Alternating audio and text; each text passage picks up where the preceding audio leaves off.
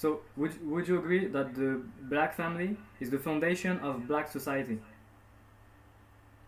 Yeah, I mean, I would say sounds right. Sounds right. Yeah, definitely, man. I mean, the family is how you pass down information. It's how you pass down resources and the wealth that you took the time to build. It's how you pass down, cultural norms and tradition. So without that black family as a core, you can't pass down identity. And you got a bunch of people running around that don't know their identity. And you can't collaborate on nothing. You can't fight for nothing, and you can't protect yourself. You become an individual. Anybody that's organized can pick you off as they want. You have no way to save yourself. So the black family is kind of a way that we keep our traditions, our culture alive, and how we really stay safe. Because nobody else is going to come and protect you, but the people that are associated with you. Yeah. Yeah, good point. So, Marlon, do you want to add something?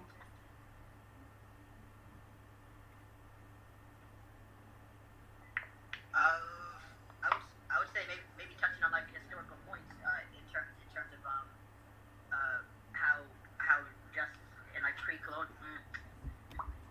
I guess how like as a measure of control, the destruction of the black family was used to weaken that bond and weaken the group mentality, which like as people of African descent, we do have a very historically and traditionally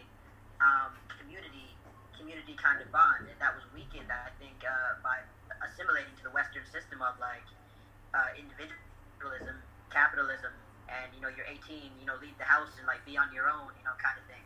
When if you look at traditionally, our traditions don't really support that kind of stand on your own, turn your back on like parents and elders kind of thing. So I think that watering down of the black family has definitely been part and parcel to the downfall of just like our society, what we see now, particularly in America. Yeah. All right. And so, Priscilla, do you want to add something? No, I just agree with the fact that the family in general is the foundation to any society. Alright. So, Marlon, I really connect with what you said about like the destruction of the black family is like the destruction of black society, and yeah, like that's so true. And but like what do you guys think is the natural form or forms of the black family? What do you guys think about that? The natural form in terms of what makes it up. Yeah. Again, if we're going back in time, I would say that was very much a communal kind of setup. Whereas if you imagine even like that circular kraal, kind of system in like a village kind of setting, like there was like the chief's hut in the middle, and then be it like a polygamous society, or if it was just like a singular society, like just like the wife's hut here, and kind of that, but like it was like kind of encircling that area. So there was, I guess, extended families. What I'm trying to say, extended family units lived together. There wasn't really this whole traveling spirit, and let's go see what's way over there, like 10 hours away. Let's go conquer this or check that out. It was more so people stayed in these tight family units. Yeah. And I would venture to say, like, I think it was only for reasons of like trade and marriage that kind of cross pollination of ideas and peoples came into being. And maybe when like the more nomadic peoples, you had to go other places to find resources. But I guess that was the only reason really to grow your family unit, or I guess decrease your family unit due to whatever kind of tragedy or marrying off. So I guess like they went with the wife's family, etc. All right. Okay. And you, Roger, what do you think? So about the what's the structure you were saying? I guess the black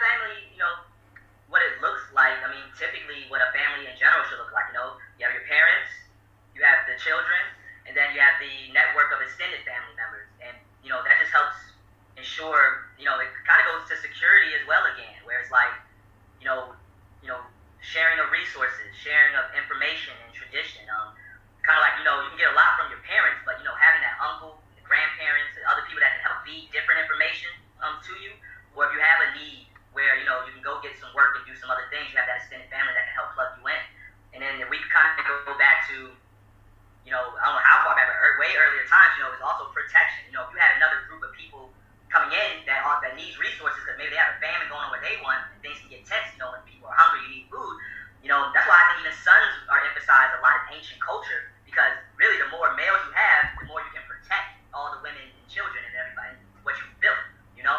So, family is more than just, hey, you want to have some kids, but it really is security and ensuring that everything we work for is passed along and we continues to build, But with extreme individualism, we kind of just look at my life is mine, and whatever I do doesn't matter. It only affects me when really everybody around you is affected by the choices you make. So we have to have more of that family mindset that this is about more than me. It's about everybody I'm connected to. Yeah, I really agree about what you say, and I want to add something. It is like you guys have said a lot of things, and I really connect with what you say about being, having men protecting the family, having, a question of protection with the family, like I agree with what you said, Roger, but I have another question. Is that in Africa, to my knowledge, there is at least 3 really different family structures. I said 3, I mean 3. 3. It's difficult to pronounce for me. And so there is the regular family, monogamy, like one dad, one mom, and the children. There is the polygamy, Right. Either one dad and several women. There is also the polyandry. No, so that's 4 actually. The polyandry, so one woman and several husbands, and there is also the matrifocality that was used in, to my knowledge, Mali. So in Mali, in the Mali kingdom, you had the emperor. The heir of the emperor was not the emperor's son; it was the emperor's nephew on his sister's side. So the family unit is not the man and the janitor. Is janitor an English word? I'm not sure. Janitor. No, okay, not janitor. So the male. Okay, I would say the male. So in matrifocality, you have the mother, and then the brother, and the male that gets the mother pregnant is actually not part of the family unit, is part of the extended family. And the point of doing this is that since back then there was no DNA tests, you are sure that your nephew on your sister's side is of your blood, but you can't be sure that your offspring of your wife is actually your son. So that's why they had matrifocality. So that's Wow, one. that's deep. What? That's deep. Yeah. And so there is a few different systems, but I think we are probably more, since we're all westernized, about the monogamous family unit. And me personally, I think the monogamous family unit is the most efficient right now, in my opinion. What do you guys think about that?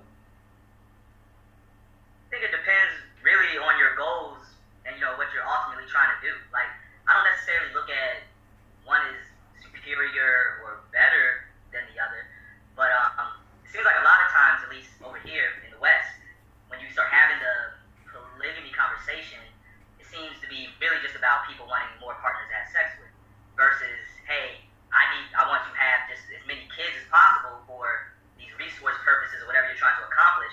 So you need, many women that you can have many kids at once, because, one woman and a bunch of men, you still can only have one kid at a time.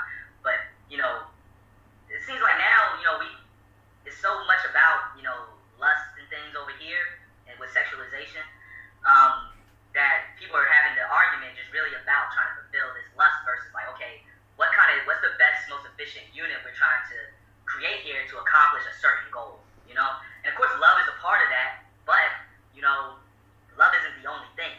And that's why I feel also why you may have such high divorce rates or things like that, because as soon as people lose that little special feeling, they want to run from it versus thinking about the larger connection of what marriage and family building is supposed to be about.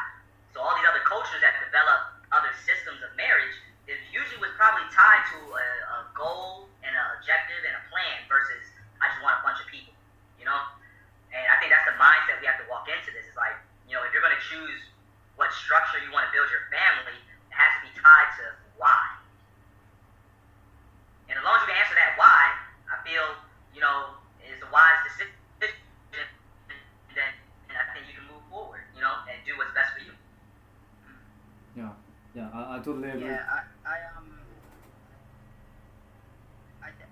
think from that L word, whether it be love or lust, I think these are both constructs that really do have a lot to do with society. There was a philosopher a while back, Ralph Waldo Emerson, that was explaining loss of relatedness and just how there's no truly altruistic act. Like, no one is really selfless. You could even look at like a mother to a child, like she's still trying to extend her bloodline. So when we bring up that word love, it's like, well, it's almost like not normal not to say that you love the person that you are partnered with. Now, I'm not trying to say that people can't explain, put a name to that feeling, but the word I'd rather use is dependence, because if we consider growing up as children, we were dependents of our parents, and our parents loved us. We were dependent on them; they loved us. Now, as they got older, and we're getting older, they're dependent on us in a way. If we're good kids anyway, and have the ability to take care of them, then they become our dependents, and hopefully we don't put them in a home, and we take care of them. So it's like that dependency role switches, actually. So we can even consider that when we were children, actually our parents were thinking ahead and saying, you know what, let me have some kids. Number one, not to feel lonely, like who am I, like, you know, who's going to be there for me, like, you know, at the end of the day. And I'm going to depend on these people later on. Go to school, get a good job so that you're secure and you can actually take care of me later. Again, not trying to say it's a purely selfish thing, but it's almost like second nature, whereas we're not even thinking about it, but it's definitely not the construct labeled as altruism. There is a codependence there that happens. Whatever happens in between birth and adulthood is just all the craziness of life that's going on. And I would argue that particularly when it comes to the black family, we didn't have to deal with a lot of these things that turmoiled into our lives when we were brought to Western societies. In African societies, those kinds of turmoils never existed, whereas there was this rift between children and parents and elders. Like, that's unheard of in any African society. Unheard of. I've never heard of a single African society whereas you can be completely dismissive of elders. Even today, with getting more Western culture into Africa, it's still a mandate to respect your elders and take care of them. It's not even a thought. It's not even like a second thought of like, oh well, let me like brush them off. It's like, no. Yeah. So yeah, sorry, I went for a tangent, but like I was just thinking about the word dependence. Yeah. Yeah, I mean, that makes a lot of sense too. Because when you think about it, our introduction to the Western, world through what happened, I mean, that was the first thing that they really did, right? They separated families, they separated people. So that way you lost your identity of where you came from, so it's harder to fight for that. Because now, after a generation or two, you didn't even know where you came from, And, they split everybody up. So over time, as we try to come back together, we got a lot of broken family issues from a lot of trauma of what's happened. And if we don't have time to heal that, everybody's kind of angry at each other. It's like, why didn't you save us? Or why didn't the past generation fix these problems? So people don't have respect. They're like, I look at you, I don't want to end up like you. I don't even respect what you're doing. So right. I think the younger generation, they're really, they, even though, kids are kind of, they want to go out and they want to have fun, they really desire and crave structure. They crave someone that's going to help them put them on that path. But when they can't look at the older generation and be like, I want to end up like you, they don't know where to go. So it's like this internal conflict. And it all stems from the broken family that, they made sure to rip apart. That was part of the program. Yeah. Okay, great. All right. So we talked about a lot of different things, and I think we just scratched the surface. Like there is a lot of subject of discussion that we like. That's crazy. Like there is the fact that broken, like what you said, Roger. Like the the the family that is broken, and like the younger generation doesn't know who to look up to. Like that's really deep to me, and that's a real struggle. That's a real struggle. So for me personally though, I'm not an American, and so it's my dad from Cameroon is it's the colonization, so it's different from slavery, but there is still this same not same, like I don't want to diminish slavery, no, but similar aspect that you look up to the elders, and it's like they are so alienated, and the family is alienated, and that's another subject I'm coming up with, is like the black families are trying to be less African sometimes in because of the colonization, like the people who come in Europe and other things, they try to mix with white people, they try to integrate, and sometimes they never can come back in Africa, and they believe that everything is so great in Europe, and try like to diminish Africa, and so when you look up as a young man, and you see that your dad is kind of ashamed of his ancestry, I think that's something you must have experienced as African Americans, but in a different way. I don't know if that makes sense. Yeah, man. I would say, man, the Western world, one of their biggest talents, is they're the greatest branders and marketers in the world, right? And what they've done was branded this white image and America and the Western world and all that it means, that everybody wants to be that. And then anytime you think about it, they control, like 90% of the media in the world. So everything is filtered through their lens. So when they present what it means to be African, it's going to be diminished because they're comparing it to what they are. So they want to make themselves look great. So everybody wants to be them, right? Yeah. And the funny thing is, it's so backwards, is that the whole Western world is built off of the riches in Africa. Like, without Africa, the rest of the Western world wouldn't have anything. They don't have the resources, right? So they tricked us to make us want what they have, and everything they have is built off of our land and the things that we own. But the perception is so twisted that we think we gotta run to them, when really, if we ran to ourselves, we have everything already. We just giving it up because we're not, we'll excavate all the diamonds and all the minerals, but then we send it to a Western nation to actually process and sell it. Yeah. When we be doing all these things, and I think it all goes back to that branding and marketing, and to make people not want to associate with themselves and aspire to be like them.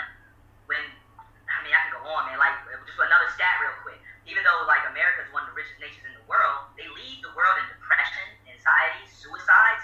So it's kind of like, why would you want to be like that? Because the way they branded it, you think they're having a great time, but these people are killing themselves. Yeah. Wonderful points, brother. If you even strip that word back a little bit in terms of marketing and branding, I've always thought so as well. That's why I brought up earlier that Africans need to tell their own narratives. Yeah. Because for so long, our stories have been told by their authors and their history books, their historians. Now, if we consider that word marketing and take that back a step to socialization and positive reinforcement, let's say, for instance, or just like behavioral studies, if you give the stick or the carrot. So, in other words, through colonialism, same like through slavery, how do you train someone to love you as opposed to someone else? You show that someone else, even though they look like them, even though they might have been their original parent, you show that other person in a bad light. This person is not like you. So you take the children away early, bring the children into the house, make the children play with your white children, and then treat their actual parents and the elders, the older people, treat them like garbage and keep them outside. That whole system of like respect is stripped away, and that dignity is left bare.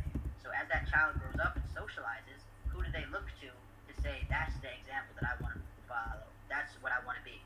But then right before you get to that carrot, it's like the chains yank back. Like, no, you can't actually get that. You can aspire to it, aspire to the whiteness, but you cannot be it ever. Yeah. But you don't want to be that either, so you don't respect the elders either. It's a lose-lose situation actually that we put into both with colonialism and with transatlantic slavery. I know exactly what you mean, Pete, here about the colonialism aspect of it as well, because in the Caribbean we got kind of like both ends of that, whereas like like in Jamaica, like for instance, like where I'm born, there's a colonial tradition in terms of like being a British colony. Yeah. And them kind of kowtowing to like a Commonwealth country, and you belong to the Queen. Yeah. Kind of thing.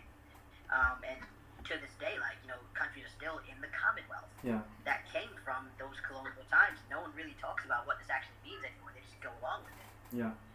But that was kind of looked at as your family structure. Just to keep this on point, that was the family structure. The highest of which is the church, and then the Queen, and then after that, filters on down. But you had to look at that higher structure, no matter if you ever seen her ever, from Fiji to India to Africa to the Caribbean. Every black and brown society had to pay homage to that empire, as they call, and that socialization has lasted till today. Yeah. Yeah. And naturally so, because still there. What does she do? I don't know. She's still there. Yeah. So I'll try to avoid the subject of the Commonwealth, because that's something I don't know at all. I know a lot about France-Afrique, which is the neocolonialism of France in Africa, but I guess that since you don't... I would love to talk about that, Peter. Yeah, but I guess maybe you don't know a lot about this, because you are not Frank speaking. I would give me a try. I would love to talk about France and Africa. Okay. I want to learn about it. Yeah. So there is someone who joined, but I can't see the Gmail address, so I don't know who this is. That's kind of disturbing. Like, hi, who are you? N. Hi. It's written Gisèle.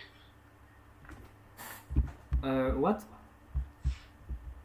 C'est brésilien. It's written, I see Gisèle. And Gisèle. And Gisèle, okay.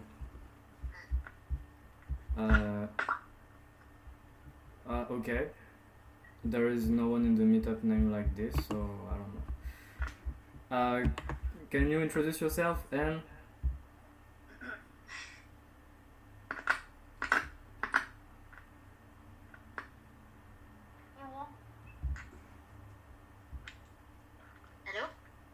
Hello? Vous parlez français? Ouais, c'est quelqu'un qui parle français. The person speaks French. Vous parlez français? Allô? C'est Gisèle, c'est ça?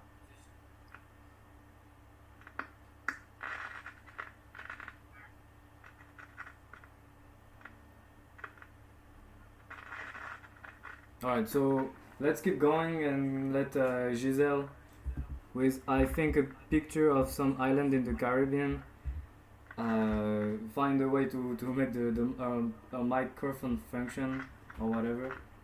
When you are ready to talk, like, just talk, and if you don't want to talk, like, it's a podcast, just listen. Alright, so yeah, about the black family and neocolonialism. So the first, I'd say, one, even, I don't know if it's really before, I think it's before the family. There is the black culture, and the black culture includes the language and the writing system. And so one of the ways the black family, if I take the example of my own family, one of the ways it has been destroyed,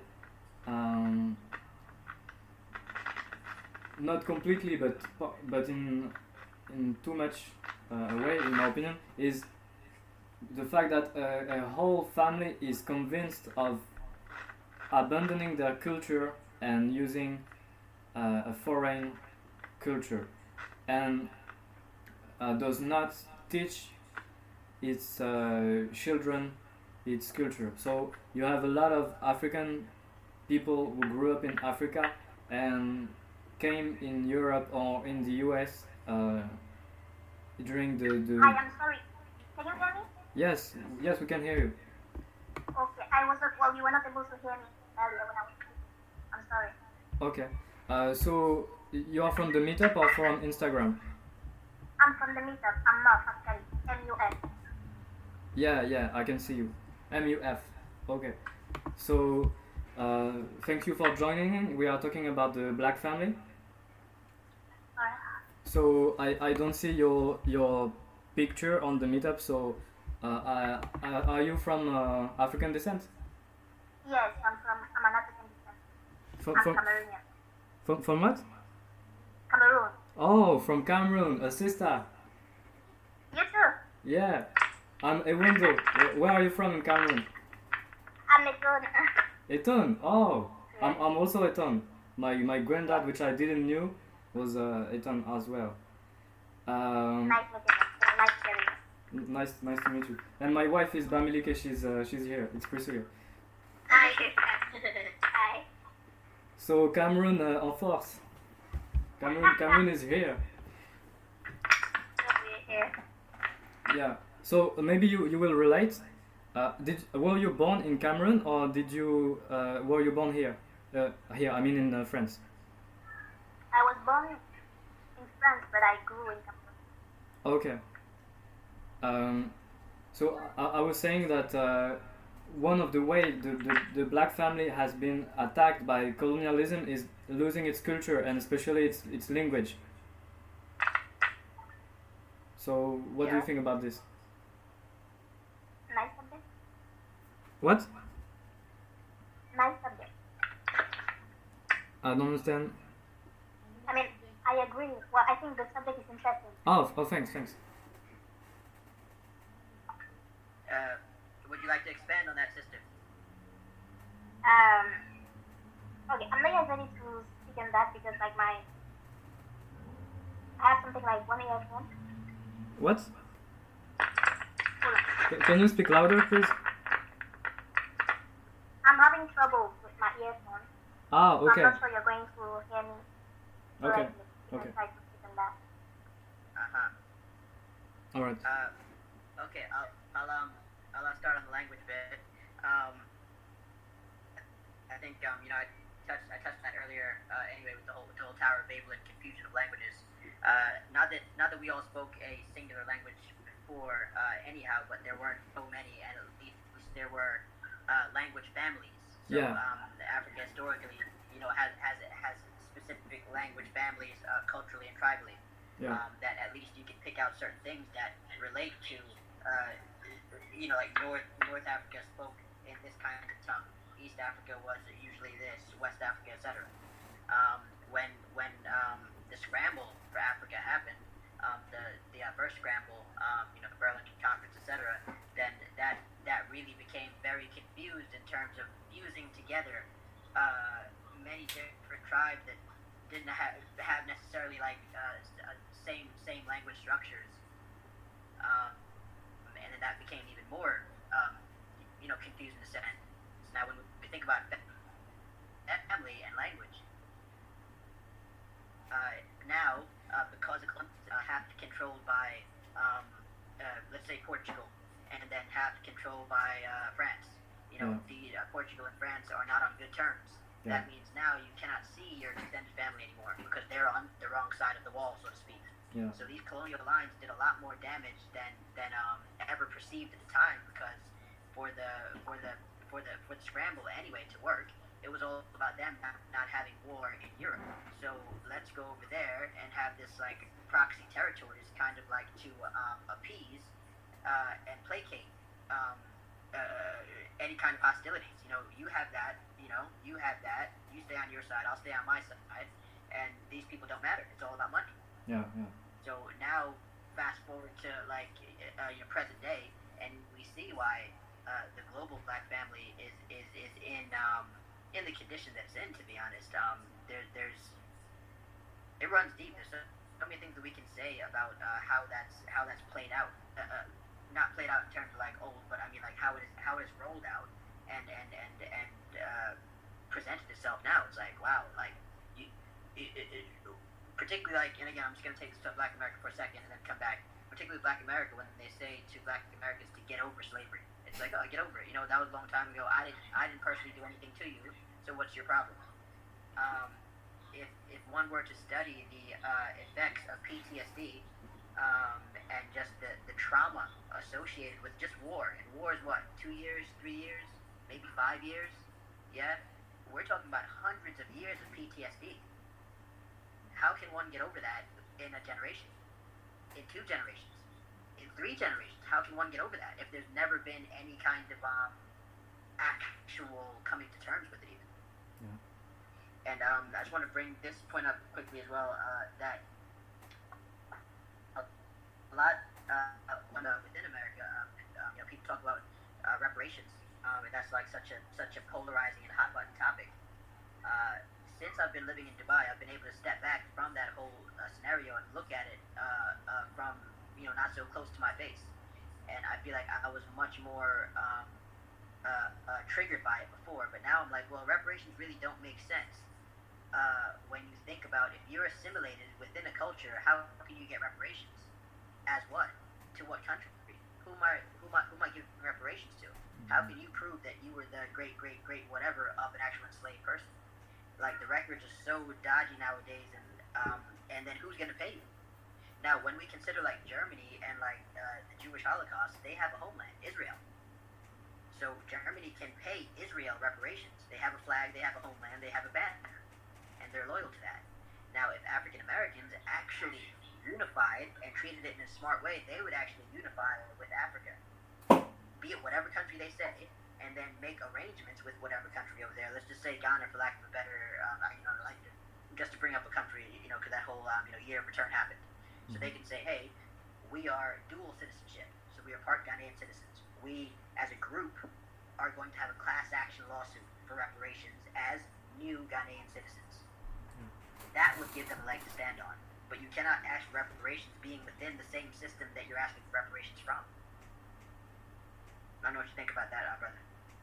Yeah, that's big topics, man, because I'm big on the whole, how do we deal with reparations. And I don't want to steer too far from language, but, man. It's about black families at the end of the day. It's about the black family. So, like, even like the language topic was, like, I only strayed to that part of it to bring it back around to the family issue, because reparations are really about family structure. No, we're not asking for money. We're asking for loss of everything, loss of culture, loss of family, loss of livelihood, loss of so many things. Like, reparations is not just money. Yeah, and that's the thing too. I feel like we have to negotiate from a position of power, because I think anything that they give us right or to get right is ours. But anything that was to be arranged right now, we're not organized enough to have a think tank to decide how we want to do it. So it'll be somebody deciding for us, and it may not even be the best thing, And then again, like you're saying, right, you got to connect that to a land and a homeland. And when it came to the Jews in Israel, they created that out. They went over there and kind of took it. That's why they still have conflict to this day, right? Yeah. And it's funny, like you said, just get over slavery, right? Even though there were more people killed in the Congo by Germany or Belgium than even the Holocaust. But you would never tell a Jewish person to get over the Holocaust, right? It's almost blasphemous, right? But for us, it's almost like, and I think the one thing I've learned in life was that you teach people how to treat you, and if you don't respect you enough, people respect boldness and confidence. And I think because we are so trying to do it in such a nice way, people feel like, well, we don't have to do anything about this. You halfway believe it yourself that you should get it.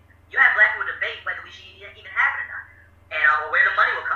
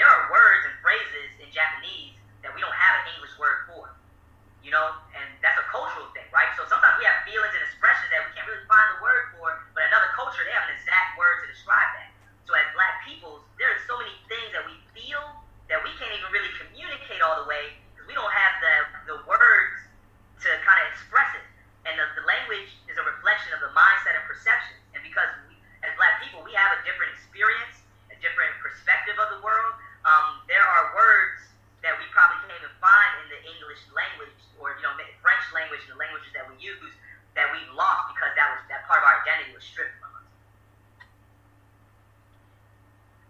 Pierre, Yeah. because what you just said there, Roger, is very unique to the Anglophone experience. So in terms of like English speaking, I was breaking up. Black American.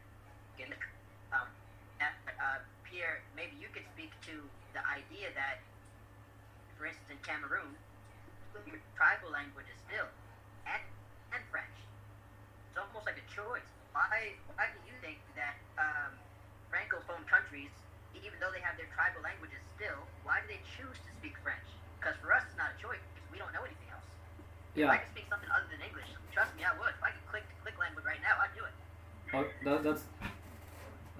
That's really easy to answer to me. Don't understand that. That's really easy to understand.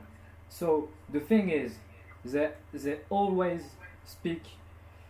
Did you already go to Africa, all of us, or no? Oh, Yeah. I've been It's breaking up a lot. I'm sorry. yeah, that's can you repeat that, Pierre? yeah. So, did you go to Africa? Because what the thing is that the culture in Africa and the reality is really different. It's not like they actually choose. They did not choose to speak French. For example, in Cameroon, the French administration did not give, because Cameroon is supposedly an independent country, but it's not a real independence. And for example, the president we have now was already a part, because he's really old, he was part of the colonial administration. So many French speaking countries are actually French colonies, like disguised in countries. And the people they always speak when they can their native language. But since in Cameroon, for example, there is more than 300 different languages. There is not many language families, but there is a lot of different languages. And so even for example, the Bamileke people in Cameroon, they are the same people, but they don't have the same language, and so they can kind of understand each other, but not, correctly. And since there is not something like a tribal school or something where they could learn the tribal languages, as soon as it leaves the family scene, you can't use your tribal language because you don't have in front of you a fellow country man or woman that understand your tribal language. Does that answer your question?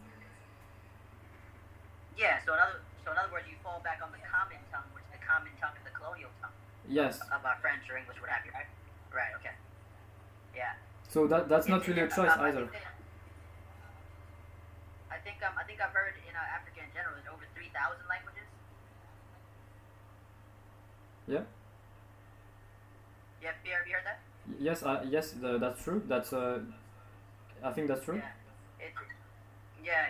It's because from a Pan-African school of thought, we have these conversations regularly about language and saying that to develop a real neo-African society, we do have to have an African flag. We do have to have an African language. I totally agree with you. Should it be Swahili? Yeah, sorry, sister? Yes, I was just saying I totally agree with you, because when you look backwards, it's like all these people in different African countries, I feel like we can find any particular tribe in any particular country in Africa. Like, for example, let's take Cameroonians. You can find Cameroonians in Namibia, you can find them elsewhere.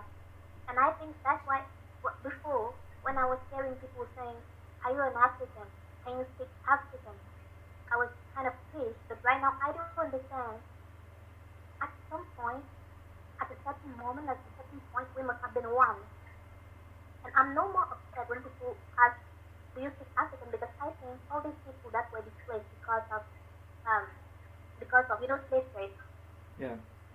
different countries, and now they are part of different countries, but it's still the very same people who are from one single continent. And I think Africa as a whole can be considered as a country because our fellow brothers and sisters have been used, and they've built families elsewhere. And I totally agree with that concept of having a single language in Africa to represent one nation, which is the African nation, because we find lots of lots of siblings wherever we go in the country. And if we even look closer, some languages, some dialects can be similar. Yeah. If I'm not, just correct me if I'm wrong, but that's my thought. So what I've found like when like the person. Yeah, go on, Marlon. Yeah, Pierre. Go on. I was gonna say I found when I went to Africa the first time. I went to Kenya, and I was no preconceived notions. I was more so just excited to like touch real Africa, because before that I'd been to Egypt, and I'd seen the pyramids, and like it was like this out of body experience of like, wow, this is what I've been reading about, centuries years old. And the first time I saw them was actually at night time under like a laser light show, and like they were like telling the story of the pharaohs in like so many different languages. I can't touch on that. And I was like, why have they like done this like modern thing to this ancient like wonder? And then the next day we went back again, very early in the morning, and we were one of the first people there, and like that more so felt like the historical thing that I would have expected the awe and wonder about. But then when you walk around Egypt, it's like it's almost like a theme park that like these things are there, but no one that is from that time is there anymore. And it's a very scary thing to consider. For instance, South Africa, like that was a real experiment that the Afrikaans wanted to do to like expel black Africans out of South Africa. They wanted to control all of that. They didn't want to coexist with them. Like that whole the whole apartheid system wasn't necessarily just about separatism. It was about culling that population. But it's going to take a long time because there was such a majority. So if you look at what happened in Egypt in terms of like that being completely gentrified, so to speak, with the Arab population, like a lot of Africa that couldn't have happened to. And to be honest, like when you walk around today and see like Chinese populations and certain other populations, they're heavy.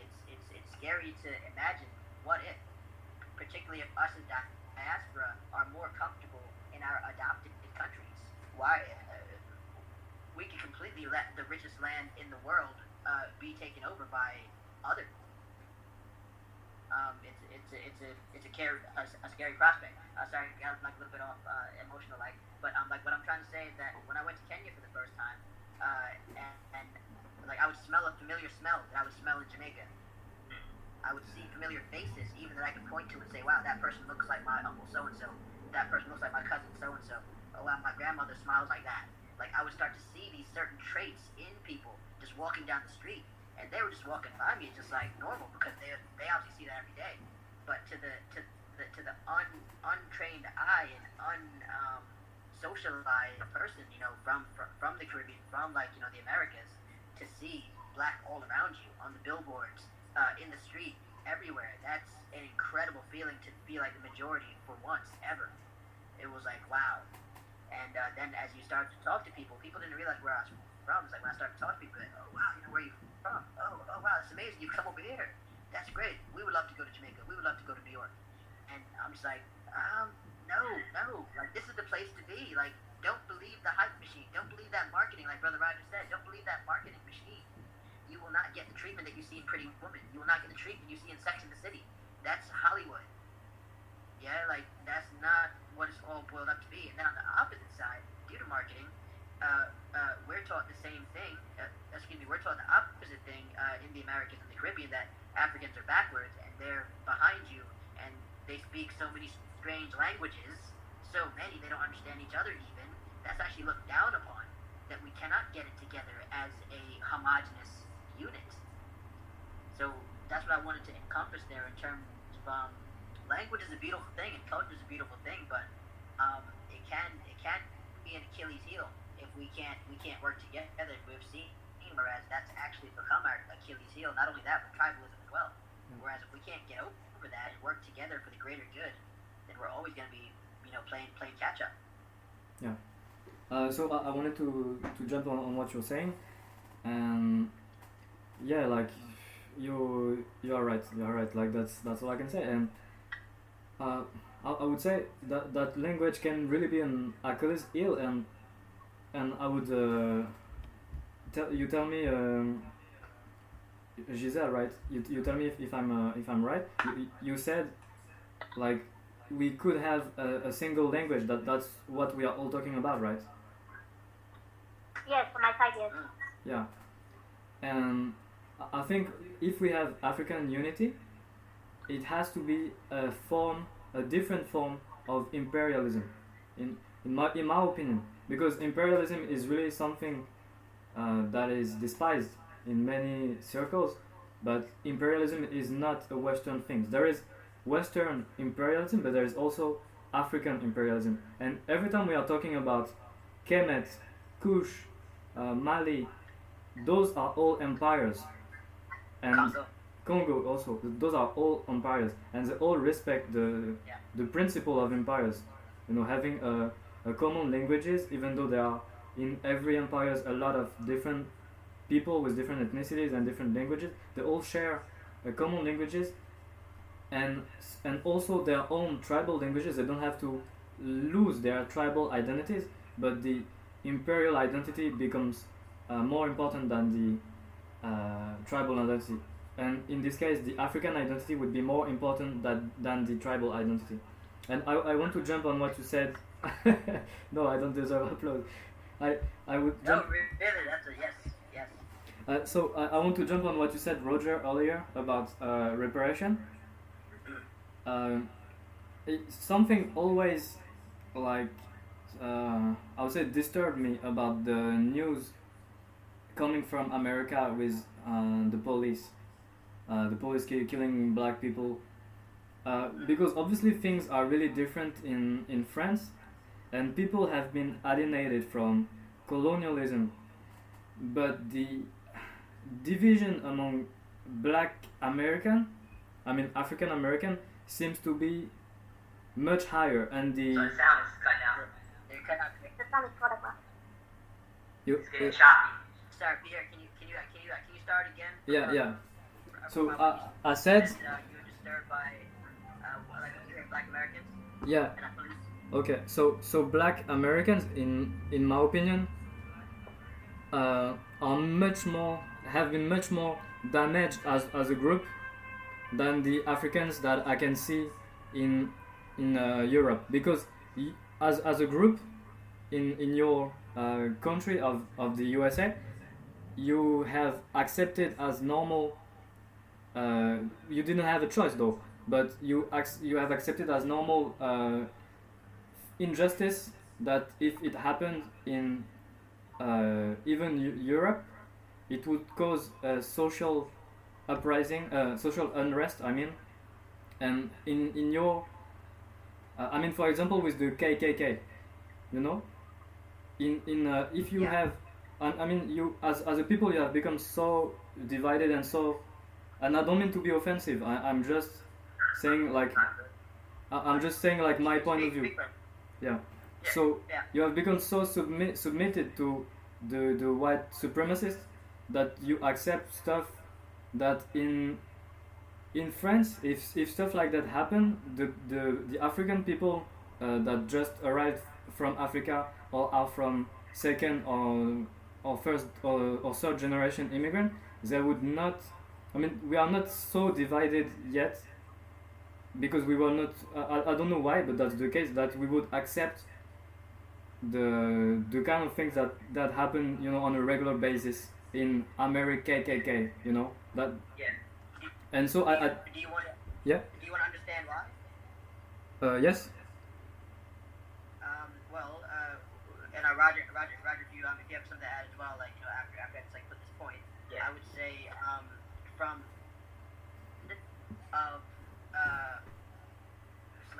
slave code laws, what they called them before Jim Crow, they called slave codes, in terms of control of movement. Even, oh my goodness, I just said that out loud. I'm thinking of what's going on right now with COVID, because literally to leave my house now, I have to get online to a website and say where I'm going to get a pass and print it out to go to the store and get groceries. So slave code is very similar to that. You have to get it from your master to go to the next plantation to maybe deliver something. So it's not necessarily like we're accepting that now. That was institutionalized on us. And then when we think about institutionalized racism after slavery, there was Jim Crow that became formalized as law in terms of what black people can do, in terms of movement, in terms of speech, in terms of voting rights, in terms of how much of a person they were considered. So this is from a historical background, Pierre. It's not just what you see for no reason at all. And like even this terrorist organization, let's just call them what they are. This terrorist organization, KKK, like it didn't just come out of nowhere. This was justified in terms of after the overseer on the plantation, these people just became KKK and put on a hood.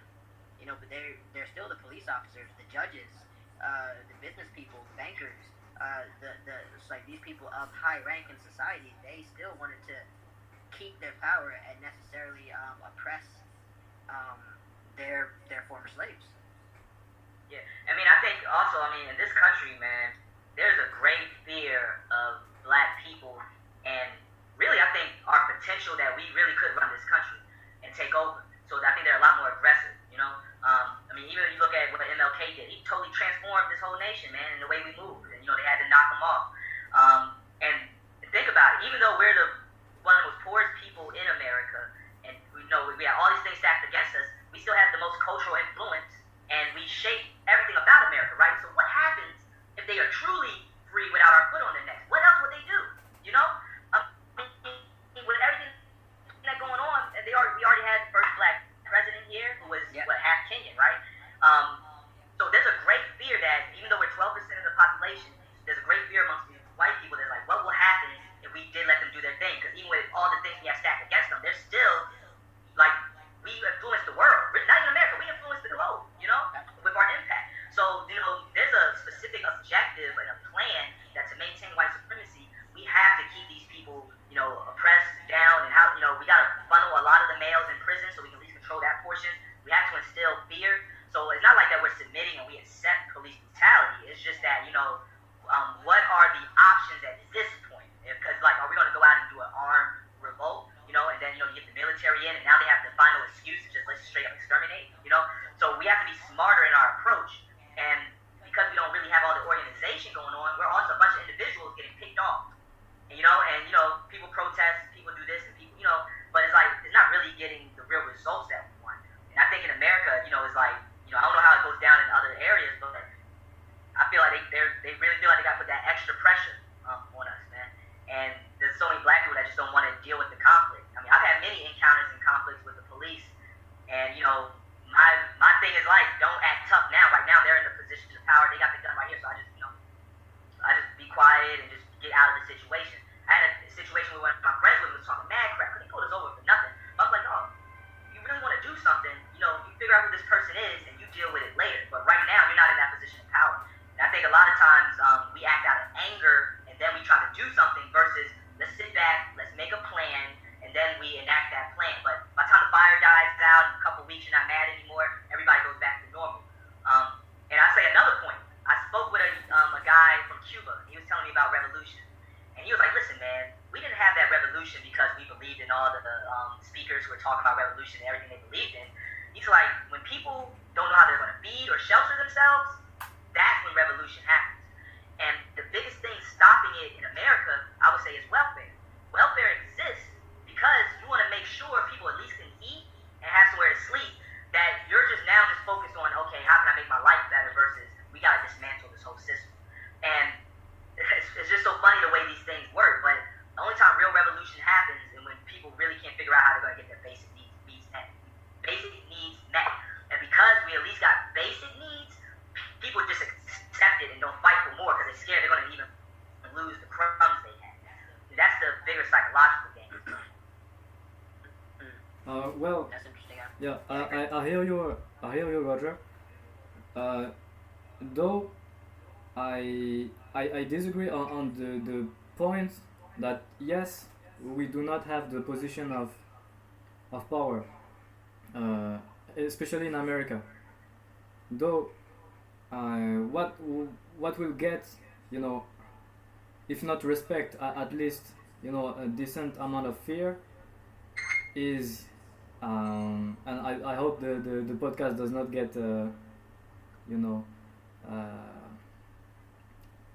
what's the word? Yeah, does not get blocked or something because I say political stuff. Like, to me, I'll give you an example, a current example. In Mali,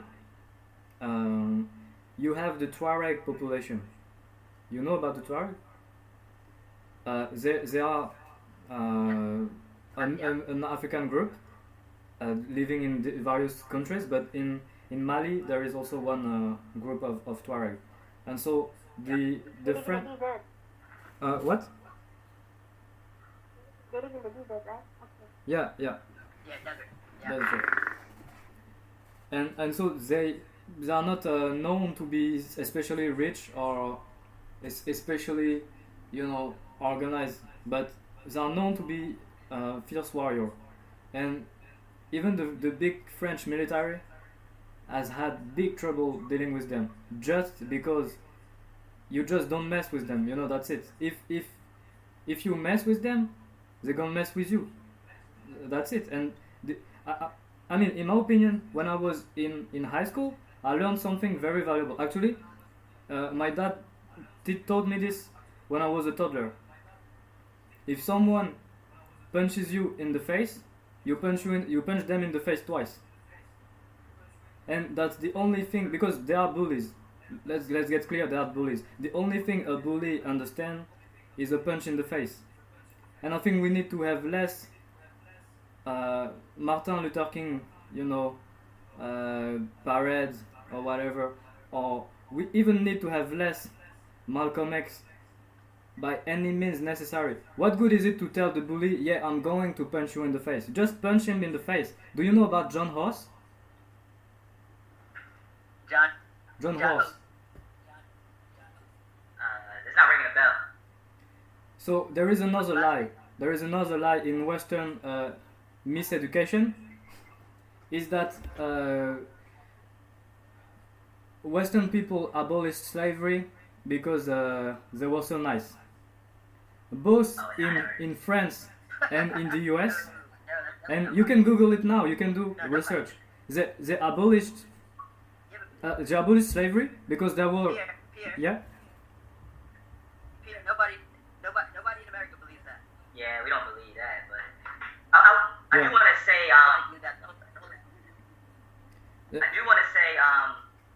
like when I say power, I guess I'm talking more organized power, and people are fearful about the response. But I will say, my suggestion when it comes to police brutality, this is very controversial, so you can edit this part out or whatever, how you feel once I say it. I always felt like if a police officer came and murdered your kid, like Trayvon Martin that happened here, it is up to that family to get retribution to deal with that. Because no one's going to get away with just killing my kid, and you're going to pay me $1 million and some settlement, and the guy walks away free like it's all good, right? But what people try to do is we try to get everybody else rallied up and mad, and we do a big protest, and we get everybody involved in this thing. But I'm like, you know what? If every family if somebody in your family was unjustly murdered by the law, and then the justice system doesn't handle that, it is now upon the responsibility of that family to figure out.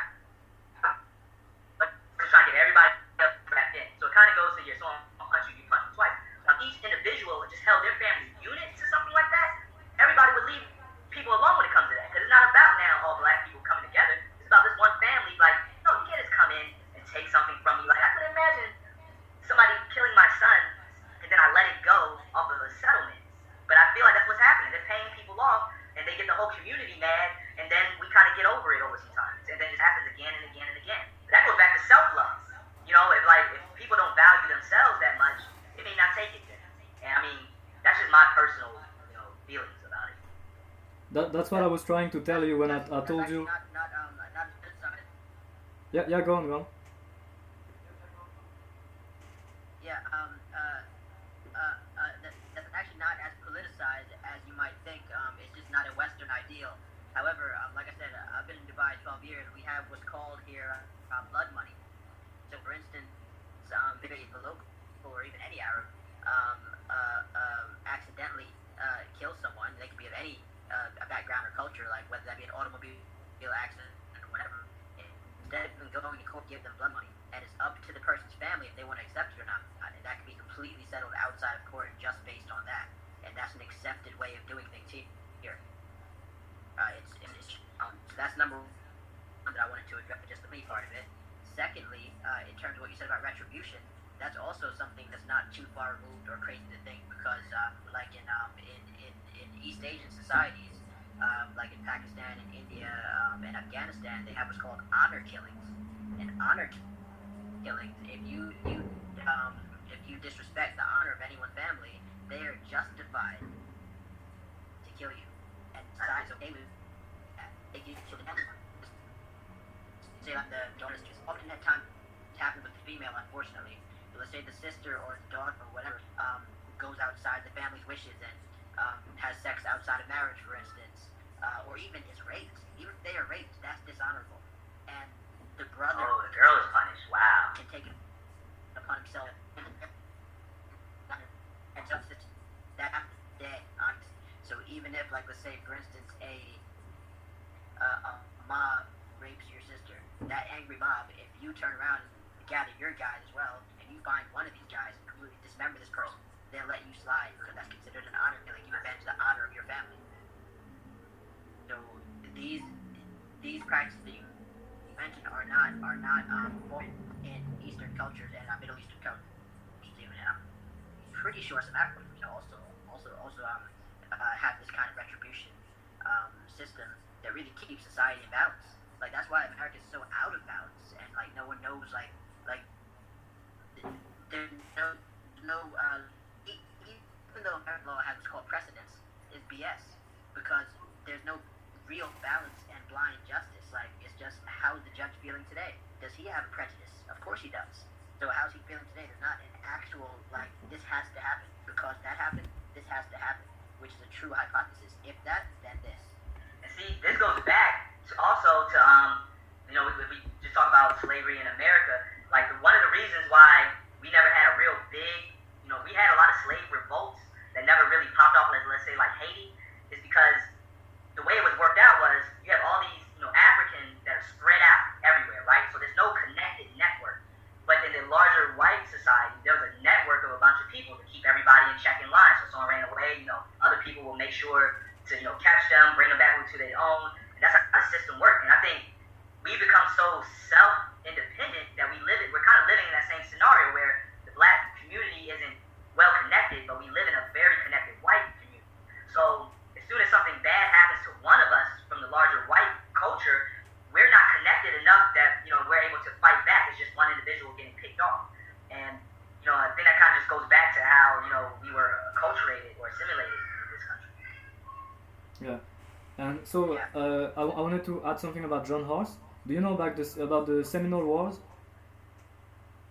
Yeah, I'm familiar, but I don't know too much info. Yeah, so John Horse is the black leader of the Black Seminoles. It was a black kingdom, and you can verify it. All of what I'm saying is absolutely true. But of course, you never heard of it in school.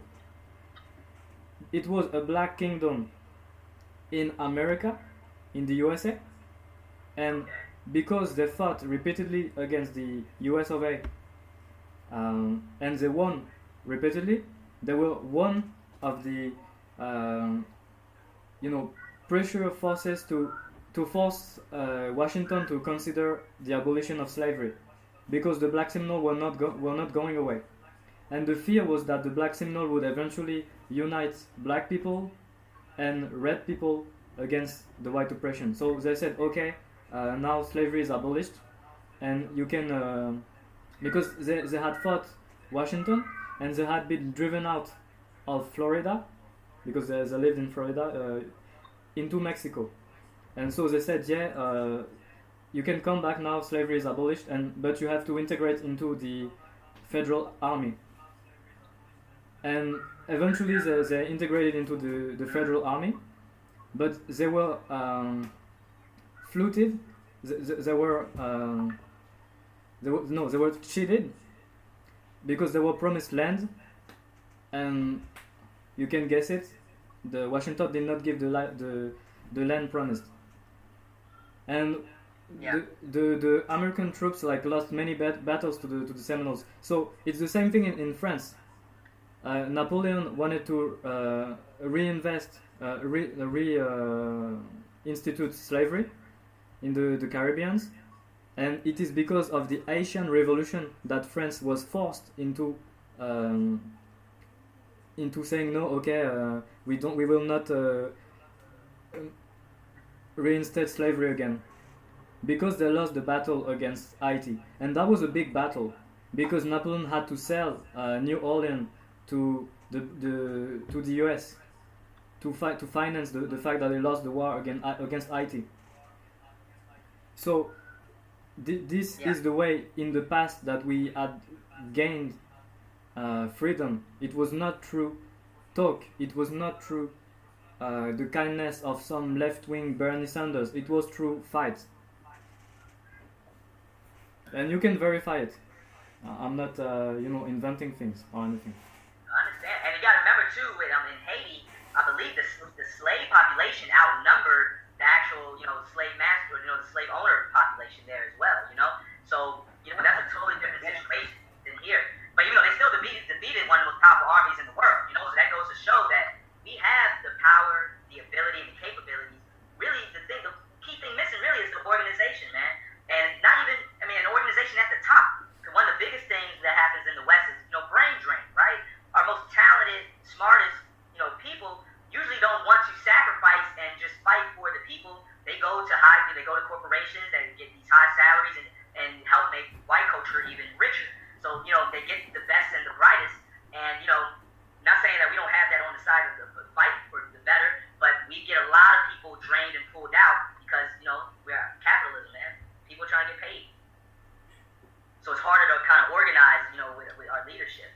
As soon as you get a good one, they're lured and tempted, wined and dined, and they have to be living a nice life instead of out here trying to fight every day. And half the time too, you got to fight against black people that don't see it that way, because there's a lot of healing that has to happen. I used to think, my background, economic development, right? I used to think, man, we just do the right type of economic development, jobs and money, we can restore everything. But there's also a cultural aspect and a change in people's hearts.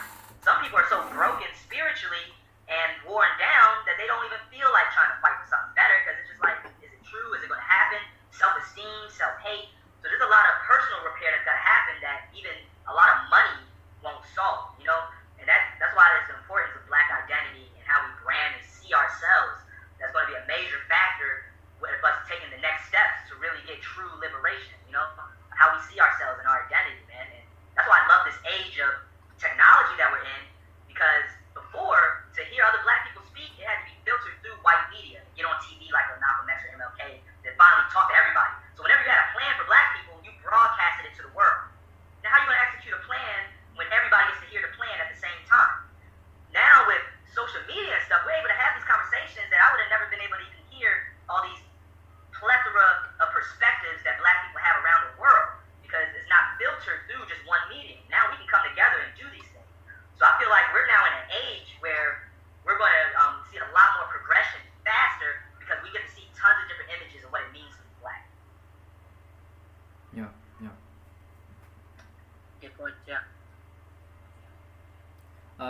So we are going to. It was supposed to last 30 minutes. Now it lasted a lot more.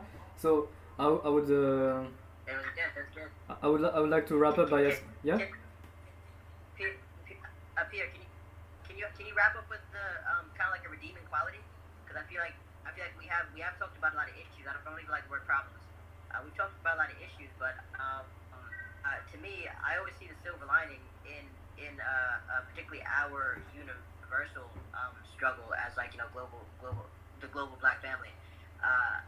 Your redeeming quality in that, kind of piggybacking off of what Roger brought up with technology. By trade, I'm like me and my team are developing a mobile application now called afrikanekt, and it's all about connecting Africa. So that has to do with the global family. Now, what does a global family need in terms of sustainability? Well, we need infrastructure. We need a way to feed ourselves. So agriculture. We need education. We need healthcare. All these different bits. So the application actually puts these things together from a standpoint of the group offering different bits into it. So even if you're like in California and you're a doctor in California, like a black doctor, you can add your 2 cents into the application, whereas I'm sat in like Nairobi, Kenya, and I can be looking at your research paper on like what have you, and I can be learning something from that. So it's communal, collective bargaining, being stronger together that the app is like pushing. So I feel like a redeeming quality for us in today's day and age, 2020 and onwards, is going to come from embracing technology. And for those that know better, to spread technology throughout like rural parts of Africa, etc., that might not have access to all that we have access to. Like let's not treat this like this is just everyone has a mobile phone, everyone has like the internet, etc. Like this way that we're exchanging knowledge so easily and freely needs to actually be treasured, and we need to find a way. We need to put it upon ourselves that just like Muslim people like save up their life savings to go on Hajj and go to Mecca, we need to do the same for Africa. Yeah, like if you need to stack some paper, like, and don't buy them Timberlands, don't buy them Nikes, don't buy them whatever, stack some paper and come to Africa. I'm telling you, like that is a pilgrimage we should all owe ourselves as black people. Yeah. And that's the reunification and the redemption of the black family. Yeah. Okay. Gisèle, do you want to add some word to wrap up the conversation? Well, I was thinking at the beginning, so I got out of it. And this topic has gone a little bit, I think we'll cover a lot of topics. I do agree with what you said. And I think one discussion is not enough to, well, wrap up all of these subjects that were discussed. Can you speak louder? I don't really hear you well. Alright. You want me to wrap up about all the subjects that have been discussed, right? No, Gisèle, if you primarily just speak on the redemption, like a redeeming quality of like what do we as the global black family need to do for redemption to like bring it back together, bring it back to its core, almost like a healing kind of message. Like, what do you think is necessary for that? I think what just brought with your mobile applications is something really interesting, but I think we need to be sort of, how can I say, we need to trust each other, because the very problem of black people is black people. Black people can trust each other. Black people can sell issues for money. I think we really need to trust each other, and if we have that ground, we can go far away. I think it's the base, it's the core ground. Okay. So it's about trust. Yes, trust. It's about trust, yeah. Alright. We need to be focused. Yeah. No, we are safe before white people. That's my opinion. That's true, I agree. Okay, Roger, can you give some wrapping up words? I would say, man, I feel like we as a people are on the right path. I know sometimes it seems like it's taking too long, or we should be doing this and that. But like I was saying before, I feel like we ruled way longer than we have been in this position that we're in today. And history repeats itself, and we're coming back to that. And it's funny, man, because not to start something new, but I always was trying to think about why did all this happen, man. And when I started doing more history, I started seeing that, like, for example, Nigeria, I believe it is, has like 200 different ethnicities just in that one area, right? We're the most diverse ethnic group on the globe, right? And I think that may have been one reason why we've been able to be separated so easily, because all these outside forces came in and just tried to divide us on, different ways that they could come up and pitting us against each other. But I feel like all the evil that's been done to us is forcing us to come together as one people, where before we didn't have to. We were all doing our thing. And I would say that all this trauma is really pushing us all together that, hey, we need each other. We all should come together under one banner, And as soon as that happens, we'll rule again, And I feel like we're just kind of living out that process. So, stay vigilant, and let's keep connecting and building with each other, man. this right here. I want to make sure to connect with everybody that's on here and, just kind of speak more and talk how we can build. It seems like we all have different backgrounds and things that we're expertise on. Like my brother Marlon, with the app and everything, I 100% want to talk more about that. My background is, real estate and economic development, so I invest in properties and develop, I'm working on trying to develop neighborhoods, so I see how that connects with agriculture and like you, Pierre, with the travel agency and trying to connect everybody back to Africa. Like all these are pieces that we need. There's not going to be one person with one answer, but once we all come together as a collective with our talents, that's going to be the key, man. So I want to make sure we all connect, once we get out of here to continue the conversation. When we do another one, we're really building. Yeah. Okay, so hi Joshua. We are about to wrap up the podcast. So you arrive at the end. But can you hear us? Hear me? Yeah. So we were about to wrap up the podcast. So but we have talked about a lot of things, and the podcast will be broadcasted on Instagram or YouTube, so you will be able to hear it. But yeah, since you are here, like you can say a few words before we wrap up. Yeah, I was trying to have some trouble trying to log in. Alright. How's everybody doing today? Hey, how you doing, brother? Good. Yeah, so I know you guys were talking about black family, so definitely a rough topic, especially in today's world, especially what's going on right now. Some things that you guys already touched on so far, besides what you already said. Well, as Pierre said, like we've touched on a lot of things, but we're kind of wrapping right now. So what we're just asking from everybody is just like to say like a redeeming quality in terms of what's the way forward. Like, how do you envision the healing and the coming back together and like back to center for the black family? Like, what do you think that's gonna take? I think it's going to take us having a better mindset of each other and who we are. Because like a lot of us are not in touch with who we are. We don't love ourselves anymore like we used to because we've been traumatized for so long. And even till this day, a lot of us are still being traumatized.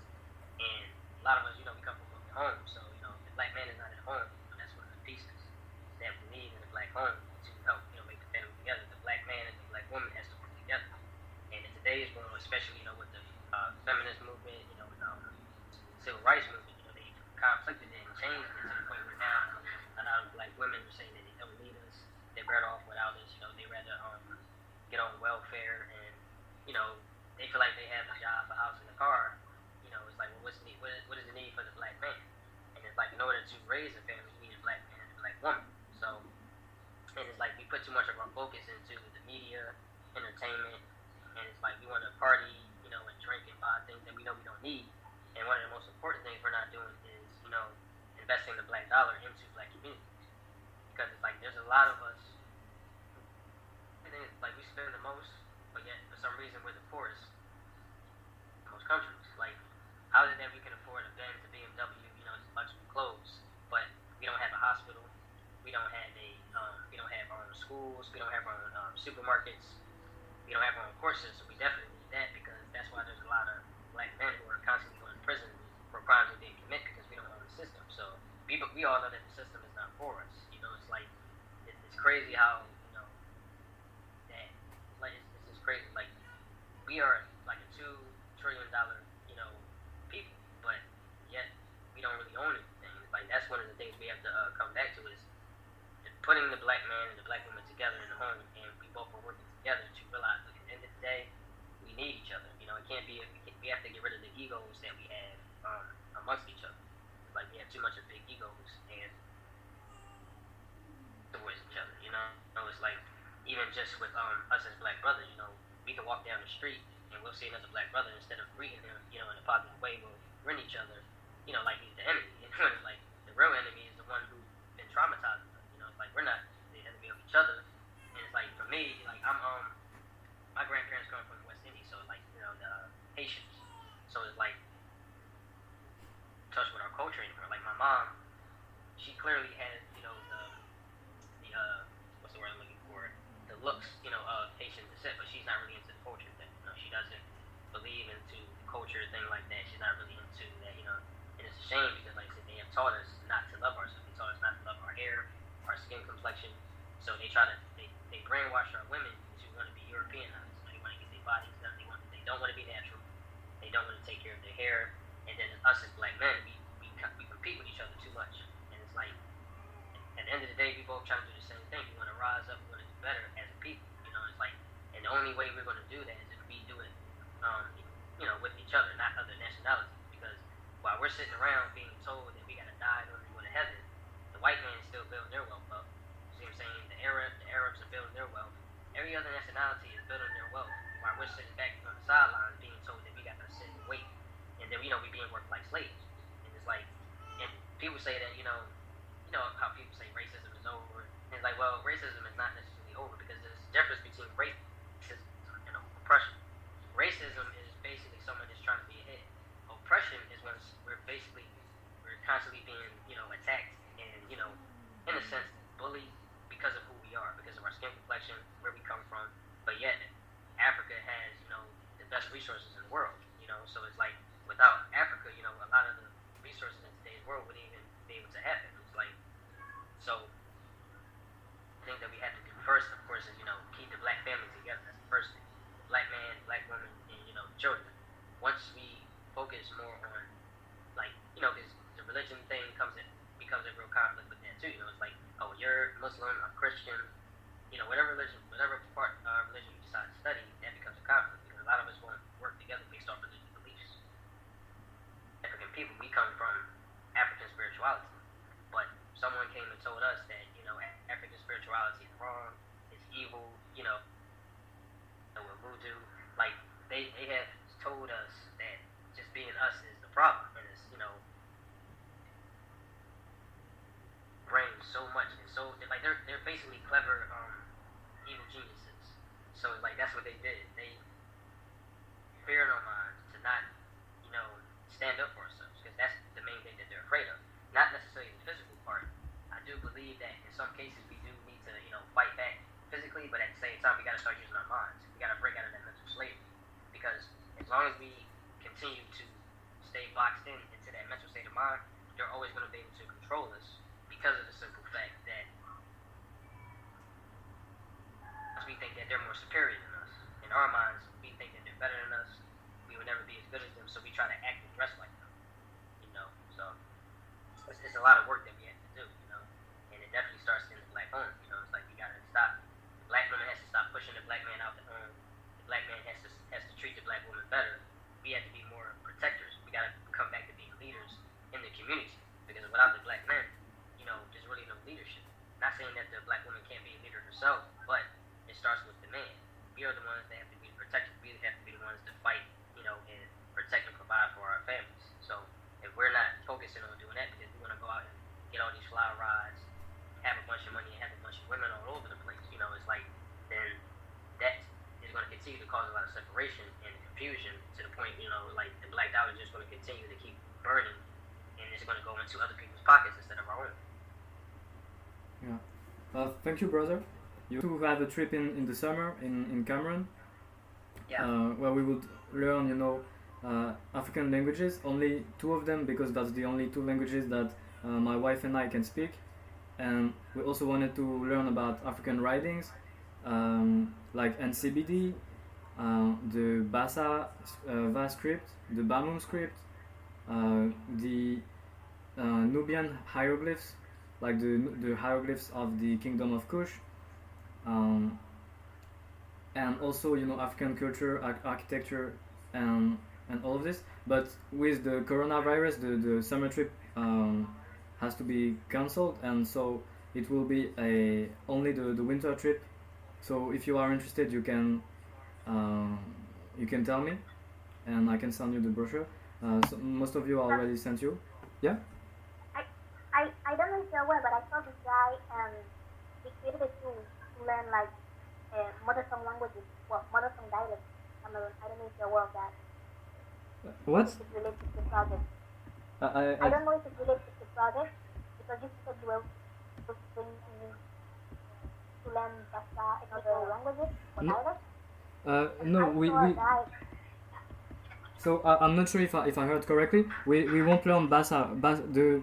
The thing is that the Bassa people and the Bamum people have writing systems, but the languages we will be learning are the Ewondo Okay, okay, and the Fefe. okay. I misunderstood. When is the winter trip here? The winter trip is in December. It's going to be the 12th December to the 19th. So a 7-day trip. To which country? To which country? To Cameroon. Oh, okay, okay. I heard Selma, that's why I asked you. Okay. Okay. So I just wanted to let you know. That's crazy. What? I didn't hear you, Joshua. Coronavirus stuff is crazy. Yeah. Sure is. Oh, yeah. And when is this chat gonna be published, Pierre? I'll try to publish it by Monday. But I will have to edit the audio. Yeah, of course. So you'll send us all like a link on email to it, right? Yeah, of course. And I can maybe share it in private. So, but it will be 2 hours. So I don't think everyone will have the time to listen to it once again. So you know what? I'll just edit it, publish it, and if you want something to be changed, then just contact me afterwards, and I'll then make the change afterwards if I can, you know. But since I'm planning to have the podcast each week, so I can't put too much time on editing, you know. But does that answer your question? Yeah, and when you send us the link, obviously with that, then you can put the winter trip details in there as well. Yeah. Okay. So thanks you all for joining the call, and but I will have to leave, and it was really interesting, and I learned a lot of things. I had a lot of different opinions, and I'm really happy to have done this with you guys, and like God bless you, and I'll contact you for a next podcast, and I hope you'll be there next time. Cool, thanks, Thanks, man. Peace. Hey, brother. See you guys.